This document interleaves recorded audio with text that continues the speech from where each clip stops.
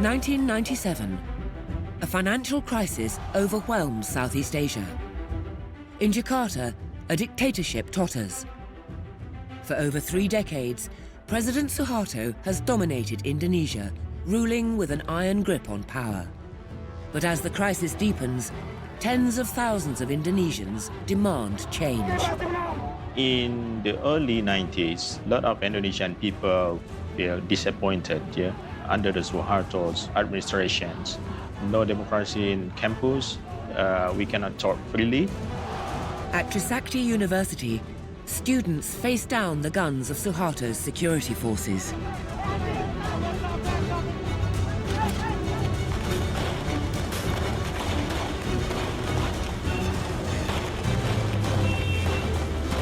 When they shot students and 4 of them, I said, finish.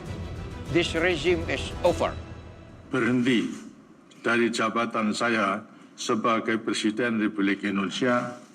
Days later, Suharto's fate is decided, and the people of Indonesia embrace the future. It is a time of hope, known as the Reformasi.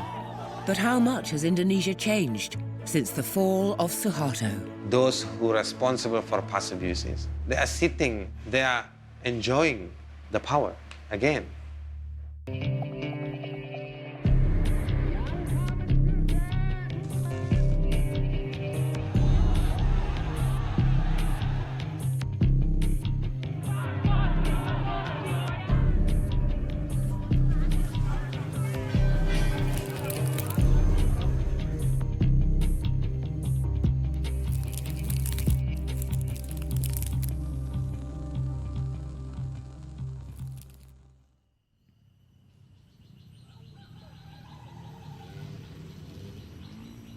Kemusuk, a small, unassuming village on the outskirts of Yogyakarta in central Java.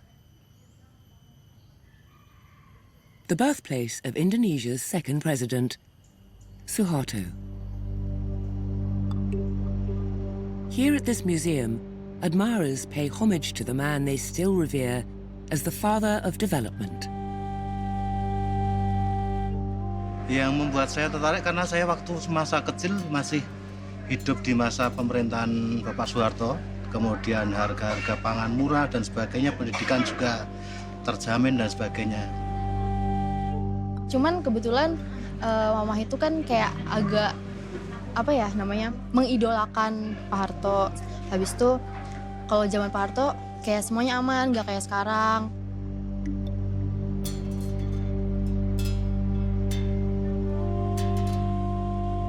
But how did a village boy like Suharto come to rule the whole of Indonesia?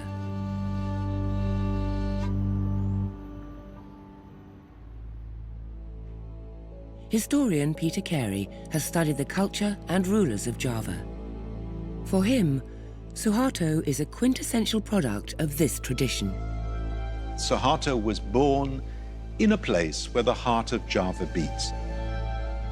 There is a place in Javanese society for those who are not from the top drawer, not from the elite, to make their name and to found dynasties.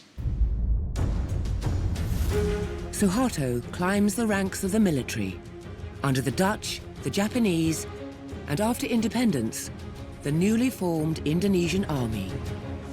In 1947, he is matched with Siti Hatina, the daughter of a minor noble. Suharto, the village boy, marrying into royalty. I mean, this is the stuff of legend. The philosophy that underpins his rule is a sense of destiny. He's destiny's child. Like a true Javanese, Suharto's ambitions are concealed under a cautious exterior. He was 28, very handsome, good-looking, very smart, and very low profile. He don't speak too much, but he's very bright. As a boy, he is my hero at that time, because until today, he's still my hero. I think that's an interesting thing. This one piece will make 52 layers. Watch on mobile devices or the big screen, all for free. No subscription required.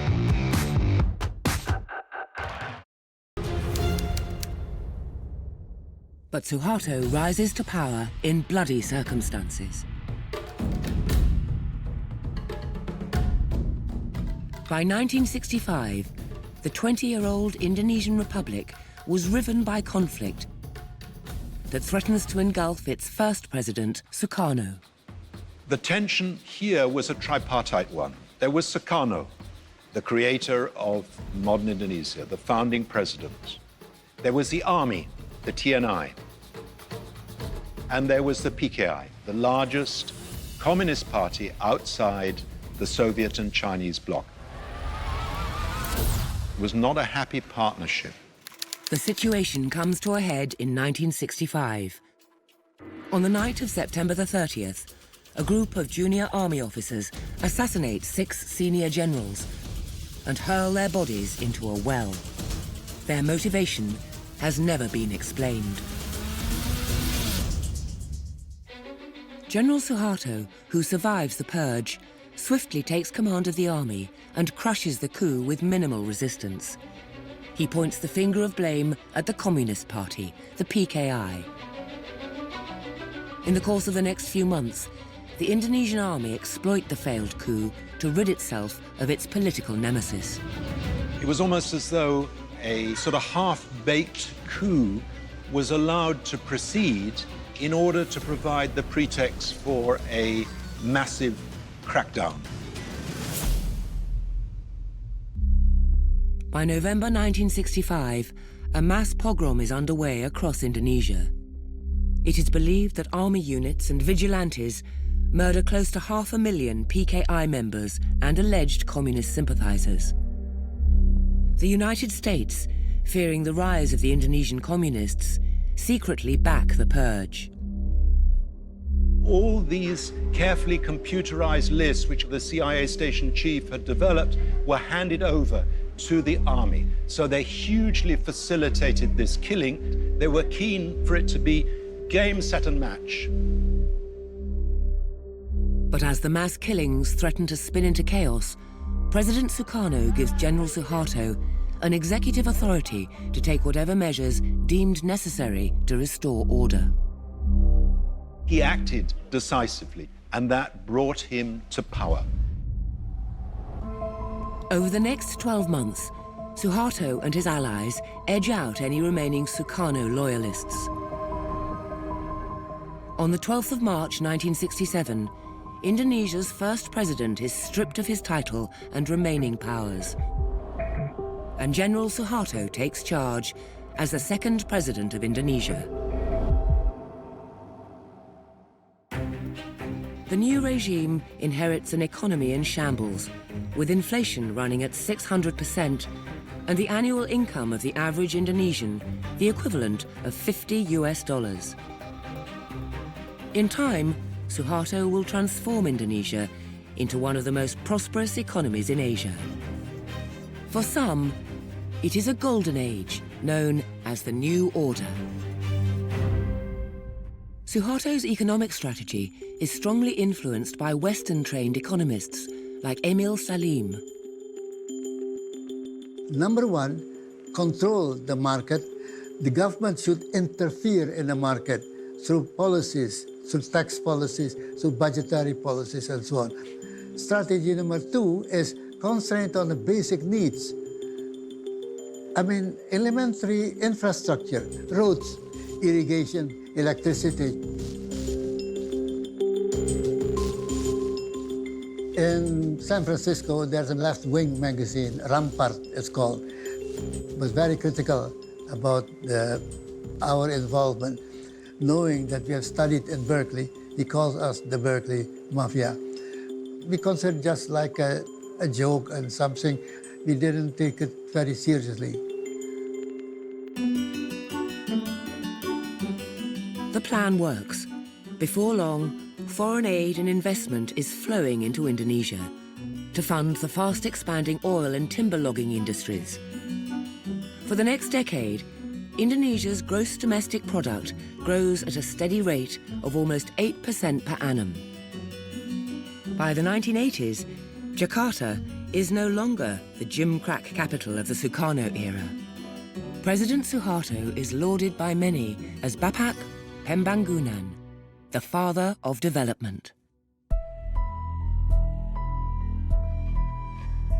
But behind this prosperity is a dictatorship disguised as a democracy. Suharto manipulates election results through a political party called the Golkar. He wins election after election and stays in power for 3 decades. In the early 1970s, President Suharto and his wife Siti Hartina commissioned the building of a monument to celebrate the new Indonesia.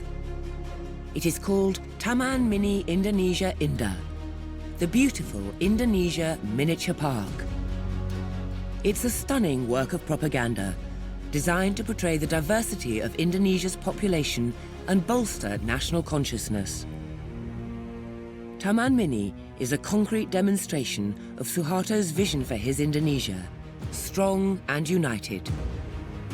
And for many Indonesians, Suharto's new order is a time of prosperity.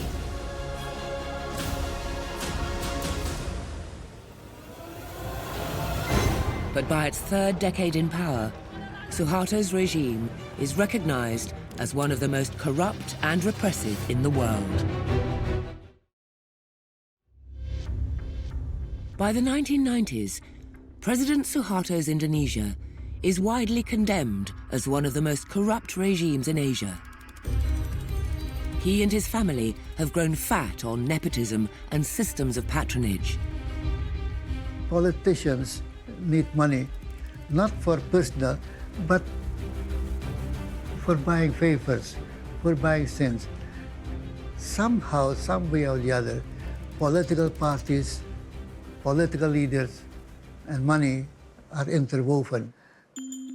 From the beginning of his rule, Suharto relied on financial backers from Indonesia's Chinese community. He offers favors in return for kickbacks.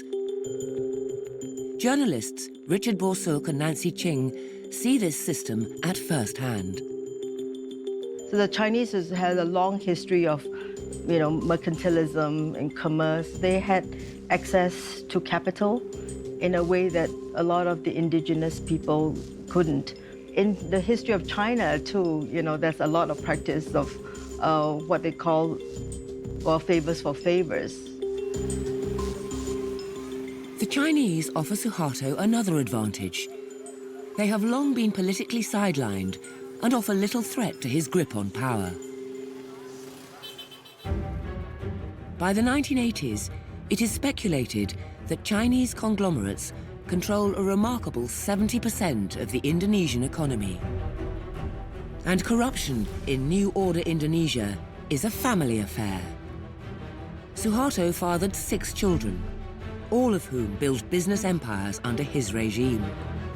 His indulgence to his children was to some extent rooted in his experience, his own childhood experience. His parents split when he was still very young.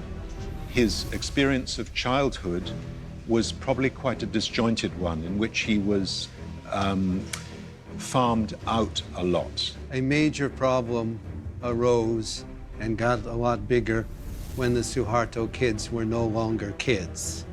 They were wanting more and more involvement in the economy. The pie was growing for all Indonesia, but they were wanting outsized slices of that pie. And this started to generate a strong backlash against Suharto. As corruption deepens, dissent is ruthlessly repressed by the Indonesian army. It was a dual function of military, no academic freedom at the time, everyone under surveillance, and when you publish brochure or a pamphlet that try to challenge the government or scrutinize their policy, a day after you publish it, the security will come to your place. But by the 1990s, trouble looms for pampered Indonesian elites and their business world cronies. On the surface, All seems well, but the economy is stagnating. US dollars pour into Indonesian companies. Some warn of a bubble.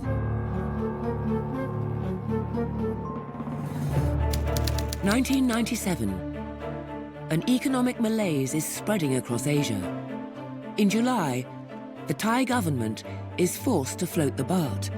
And like a viral infection, the decision begins to undermine the economies of Southeast Asia. In Indonesia, the rupiah falls precipitously.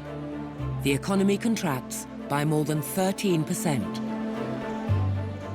At the same time, Indonesia is blighted by drought. Many Indonesians go hungry as rice crops fail. Food prices escalate and resentment builds. Indonesia is being hit by a very bad El Nino, which is hurting people across the country. Construction workers lose their jobs in Jakarta and go back to the kampong. They're not particularly welcome because they're not bringing money and they're just one more mouth to feed.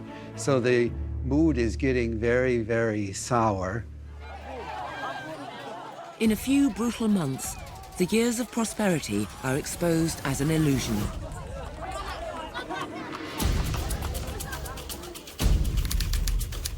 Then Suharto makes a fateful decision.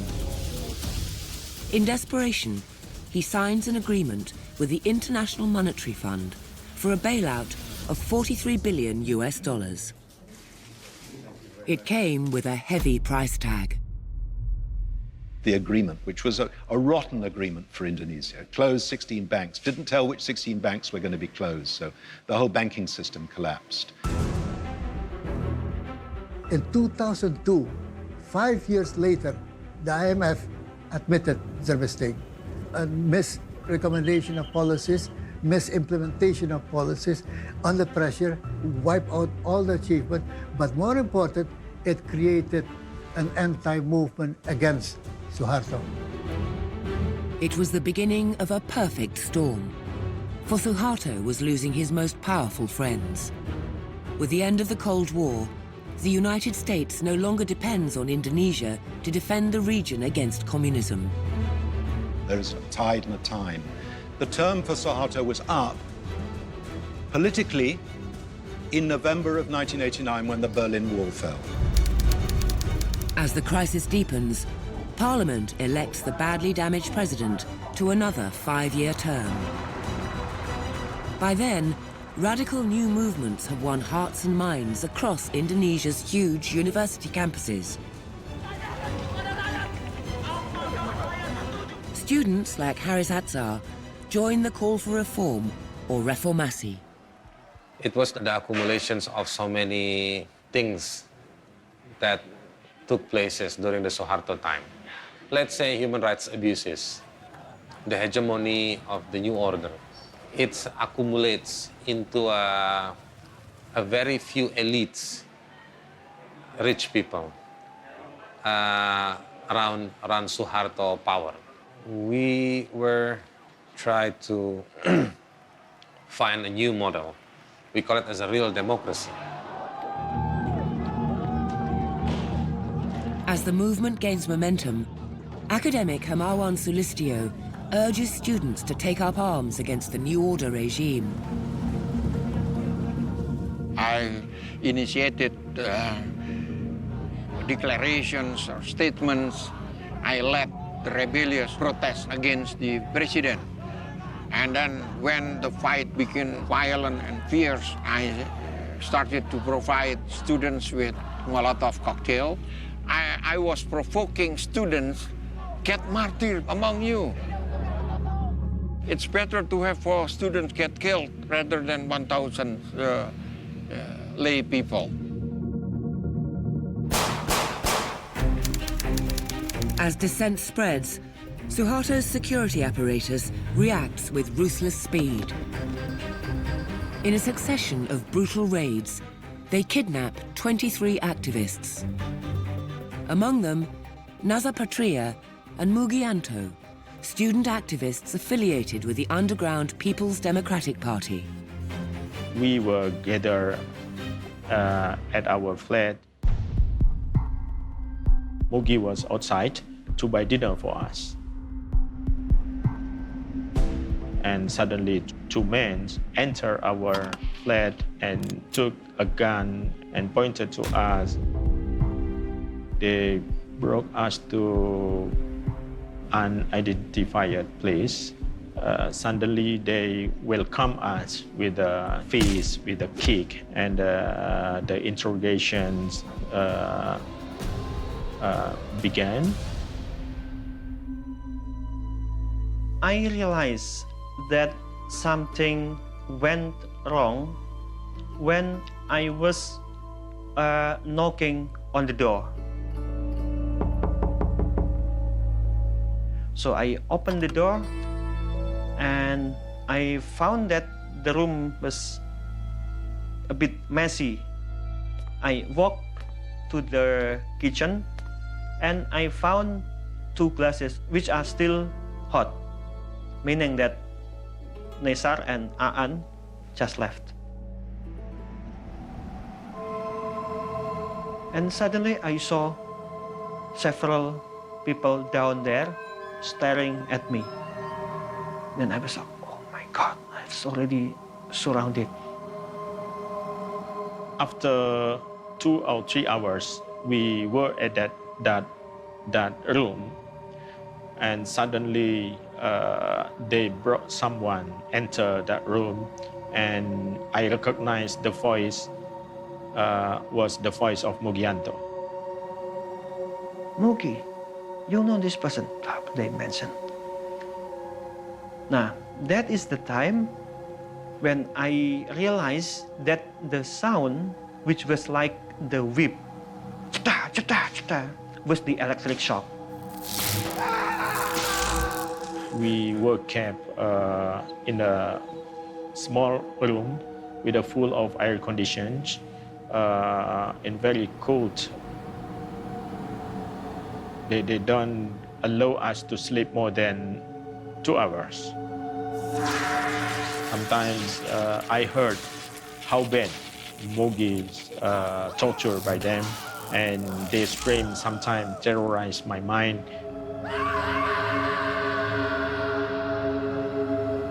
Very slim chance to speak. I said to him that please calm down because our friends outside fighting to release us. Across Indonesia's university campuses and on the streets of Jakarta, the pressure on the Suharto government is reaching its climax. On the streets of Jakarta, massive crowds demand the end of corruption and terror in Indonesia. But inside the presidential palace, Indonesia's ruler, President Suharto, is baffled by the anger erupting on city streets. At the same time, Suharto's most powerful backer, the Indonesian army, is divided from within, a consequence of his own political maneuvering. Suharto was very, very clear. If the military was united, it will be a threat to him. So what Suharto did was dividing the military so they don't talk to each other properly. By the time the crisis begins engulfing Suharto's government, the army is divided between two factions. One led by General Wiranto, the other by Suharto's son-in-law, General Prabowo. It's more Suharto playing personal ambitions of those generals. And this is the explanation why the military could not save Suharto at the end of the day, because they were not united.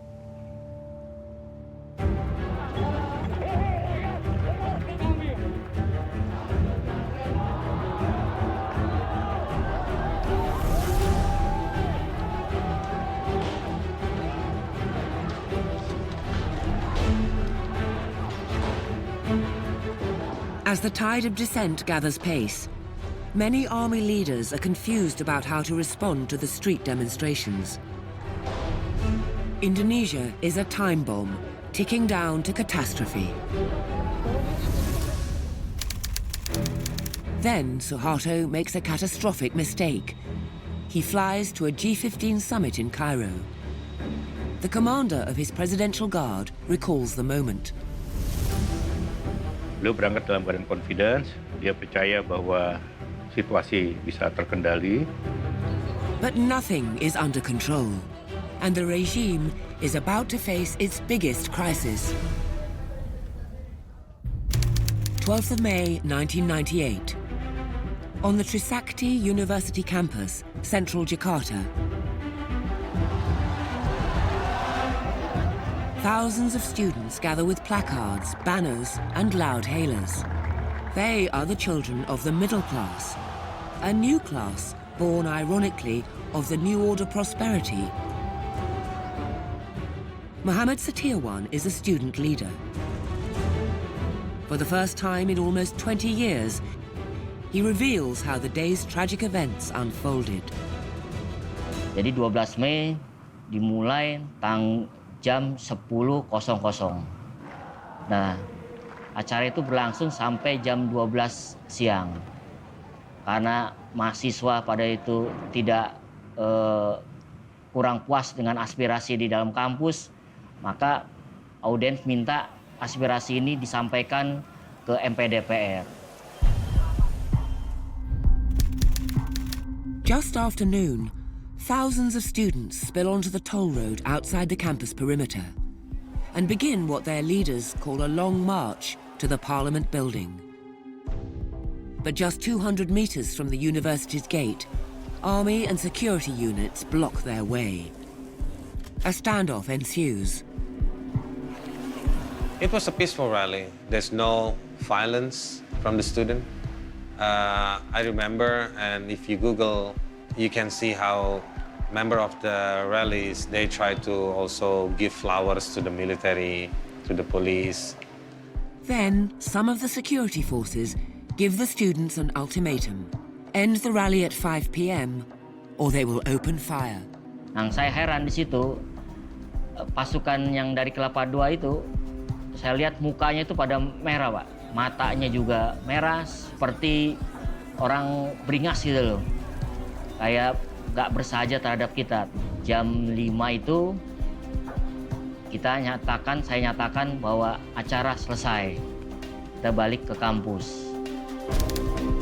But it is at this moment, as the students begin returning to campus, that the situation spirals into violence. I think 3/4 of the student, we were already, walk back to the uni. I was there with my friends. We were there, we were laughing, we made a joke. Suddenly, there was a clash.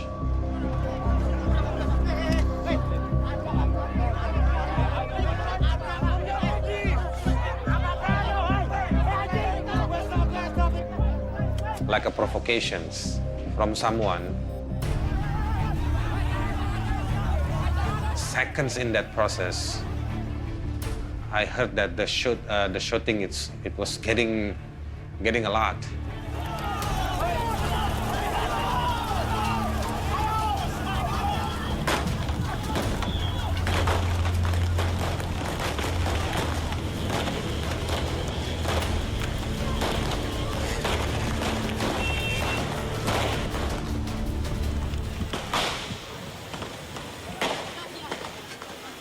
In just 30 minutes, soldiers shoot dead 4 students.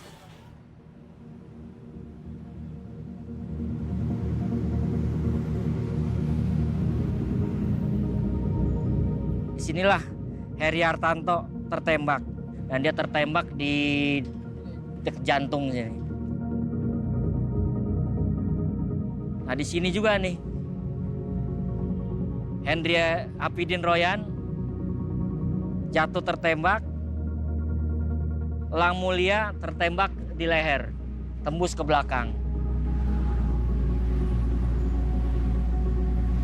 Hendriawansi tertembak jatuh di sini. To this day, The 12th of May tragedy remains controversial, but Setiawan is certain that security forces intended to kill. Nah, di sini masih berkecamuk. Ya, saya lihat di situ aparat menembakkan dengan posisi stand itu. Jadi mengarahkan, jadi bukan menembak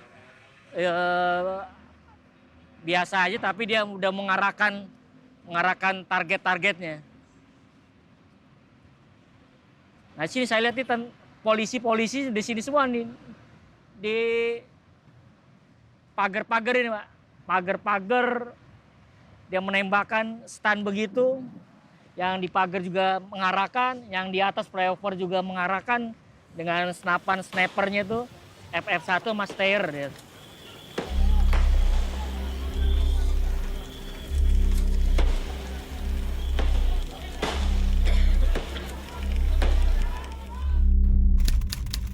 The news of the fatal shootings spreads fast.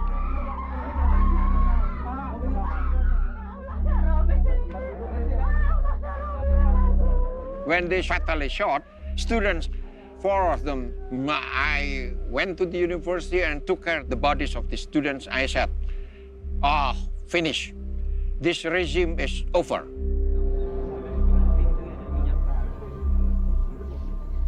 In the afternoon, there was this very emotional song screened on TV, and the song is called Gugur Bunga.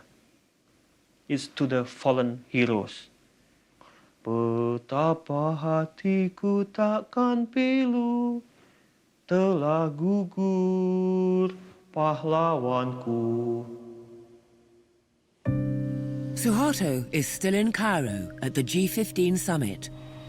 He is stunned by the news of the shootings. Pak Harto kelihatannya setelah mendapat informasi itu juga agak kaget begitu, karena tidak menduga rakyatnya menjadi sebesar itu. Karena tidak terlihat tanda-tanda itu ada sebelum beliau berangkat ke Kairo. In Jakarta, flags fly at half-mast everywhere in the city, and in this febrile atmosphere, the character of the uprising takes an ominous new turn. The people of the kampongs, the sprawling working-class quarters, ground down by decades of poverty, now take to the streets. They focus their rage on symbols of wealth. They burn cars, high-end shops, and malls. Many launch unprovoked attacks on Jakarta's Chinese community, unfairly blamed for bolstering the regime. Di sini kejadian tanggal 14 Mei, saya ingat hari Kamis biasanya. Saya dengar dari Glodok ada yang meledak, terus nggak lama banyak asap. Kita kan keliling, waktu kebakaran, rumah kita kebakaran kan tidur di pasar. Jadi kita keliling nggak bisa tidur. Jadi ngeliatin orang pada jarah aja itu rame, sampai pagi.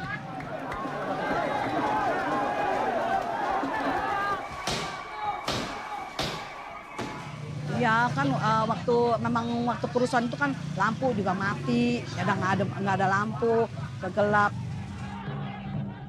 Banyak kan orang-orang yang pada diperkosa apa kan banyak yang perkosa juga orang-orang ini perempuan-perempuannya. Saya Chinese soalnya takut anak saya kan perempuan, takut juga saya. Maka itu waktu itu hari sih emang keadaannya ya nggak aman lah, tahu yang kita juga nggak tahu orang yang mana yang baik.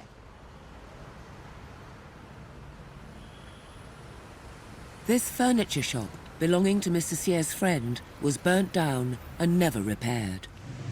这里的全部是用那个嘛，汽车用的那个油啊，放在瓶子里面的，然后点了火丢到里面去。都是在，因为家具店就是有卖那个嘛，用来睡觉的炉子里面是棉花啊，他们一弄到火就烧了，开始烧了这样子。我从后面看到这边有那个火啊，你看它的铁条，你知道了嘛？它的铁条都弯了嘛，到铁条弄到火很软。他们外面来拿东西的啊，来抢东西的，他们进去了不会出，被烧死了在里面。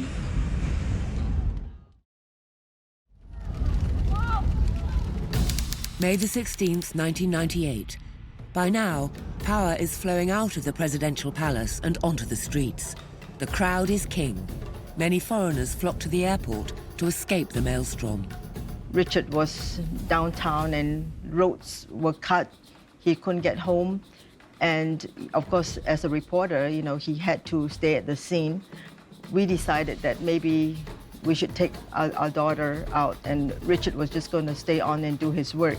We were offered 2 seats on a private charter plane, and we met at a hotel and we were bussed out, accompanied by all these police cars and, you know, the riders with the machine guns and stuff, past buildings that were still burning and glass shattered and all that. So it was quite a scene. 18th of May. 80,000 students march on the parliament to demand Suharto's resignation.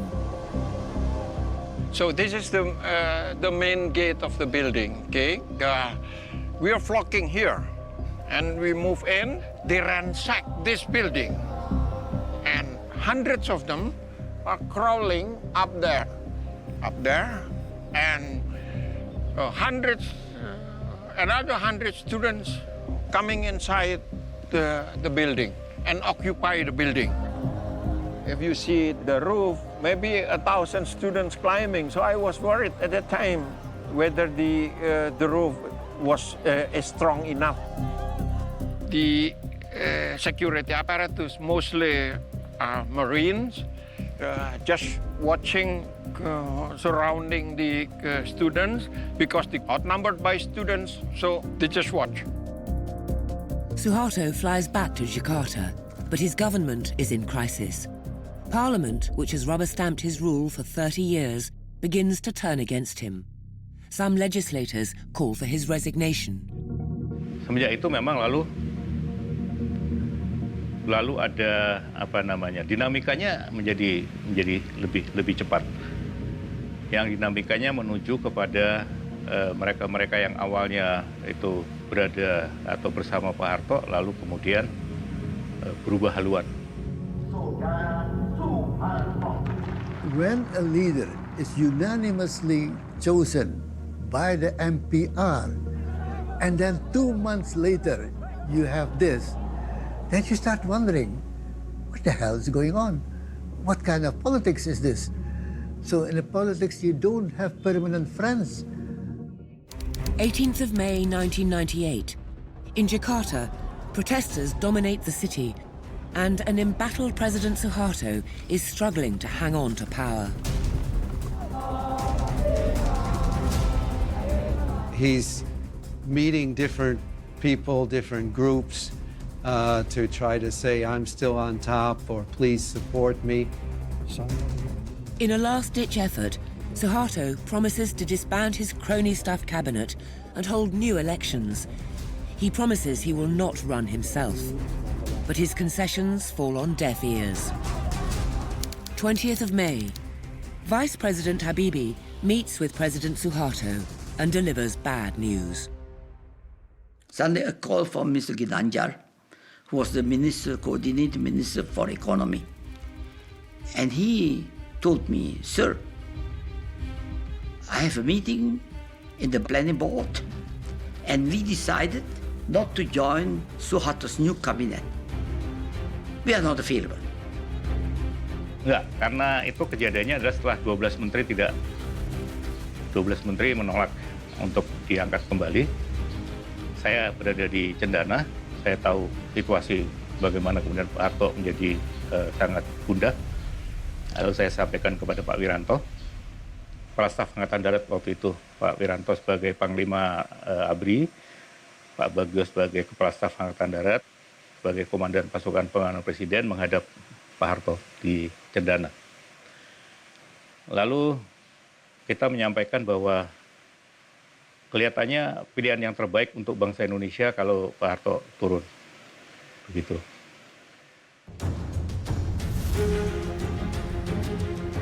Well after midnight, a contact who is near outside of Chandana's house calls the office and says, big news. We call the editor in Hong Kong and basically kind of classic, hold the press. There may be a really big story coming down. 21st of May, just after 9 a.m., President Suharto, who has ruled Indonesia for more than 3 decades, appears in the presidential palace. Saya memutuskan untuk menyatakan berhenti dari jabatan saya sebagai Presiden Republik Indonesia. With that short pronouncement, the Suharto era is over. B.J. Habibie, who has been Suharto's vice president for 10 weeks, is sworn in as Indonesia's 3rd president.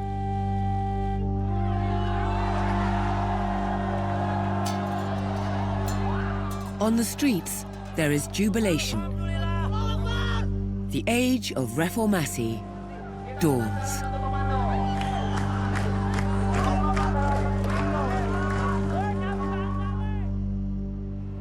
In the decades that followed the fall of Suharto, Indonesians embraced democracy with a passion. And its economy has grown to become the 10th largest in the world. President Joko Widodo, elected in 2014 on a surge of popular sentiment, is admired as a reformer with no ties to the military or political elites that dominated Indonesia under Suharto.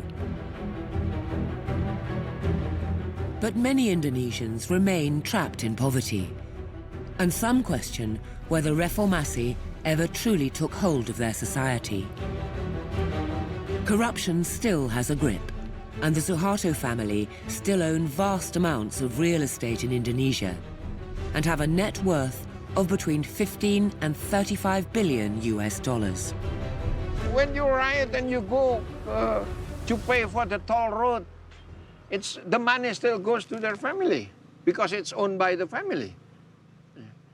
You take the Indonesian airline, Garuda, and I eat. Every time I eat, I pay this for Suharto's family. Still owned by there. But what changed is we can talk like this. You can talk freely, you can blame presidents who can talk about everything and about nothing.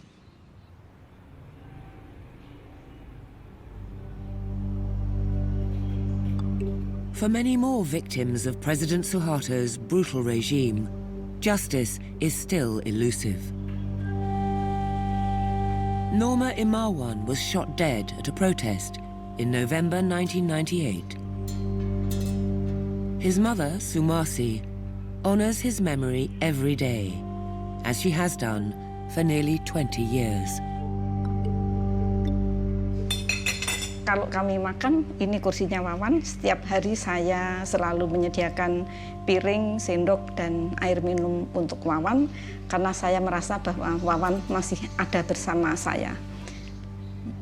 Yang menyemangati saya, sampai sekarang saya masih menuntut penyelesaian kasus-kasus pelanggaran HAM berat di Indonesia.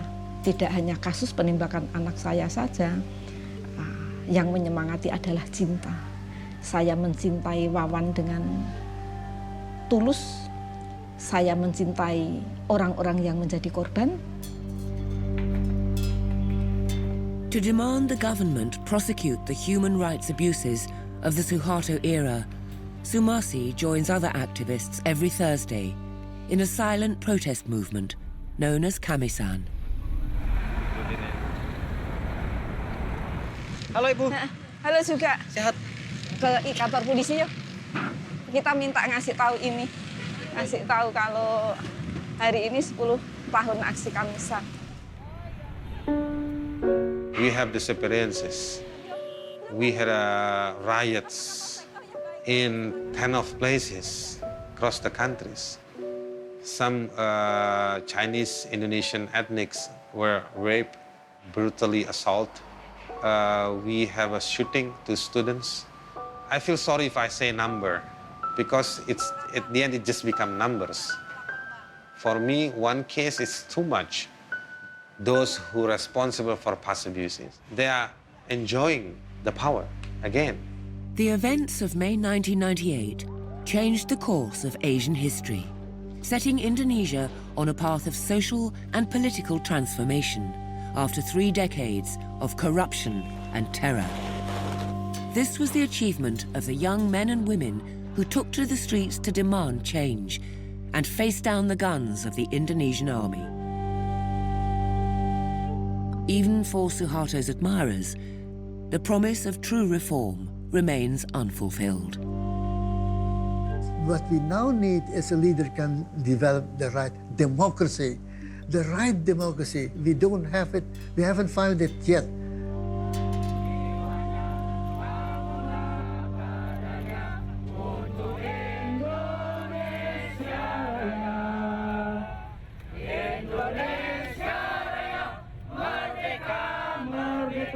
Tanahku negeriku yang ku cinta.